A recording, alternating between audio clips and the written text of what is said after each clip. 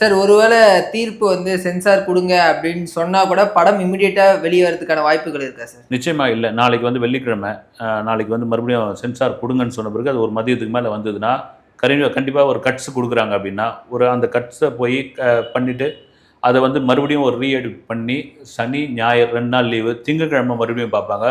பார்த்துட்டு மத்தியானத்துக்குள்ள சென்சார் குடுக்கும் பொழுது, ஒரு 13 இல்ல 14ஆம் தேதி வருது. இப்போ 14ஆம் தேதி தான் நெறைய பேர் சொல்லிட்டு இருக்காங்க. ஒரு 14ஆம் தேதி இந்த படம் வர்றதுக்கான வாய்ப்பு இருக்கு அப்படிங்கும்போது, இங்க தியேட்டர்ஸ் கிடைக்கிறது நம்ம தமிழ்நாடு விட்டுருங்க. வெளி மாநிலங்கள்ல குறிப்பா ஓவர்சீஸ்ல எனக்கு வந்து எல்லா யூரோப்லயும் ஆகட்டும், வந்து சிங்கப்பூர், மலேசியா, அப்புறமா வந்து அமெரிக்காவெல்லாம் வந்து அந்த காசை ரிட்டர்ன் குடுத்துருக்காங்க. ஃபண்ட் வந்து ரிட்டர்ன் குடுத்துட்டாங்க. எப்போ ஓப்பன் ஆகுதோ அப்போ நீங்க புக் பண்ணிக்கங்கன்ட்டாங்க வந்து. ரீஃபண்ட் குடுத்துட்டாங்க. இப்போ என்ன ஆகுன்னா, தெலுங்குல வந்து ஒரு 3 பெரிய படங்கள் ரிலீஸ் ஆகுது. அடுத்தடுத்து.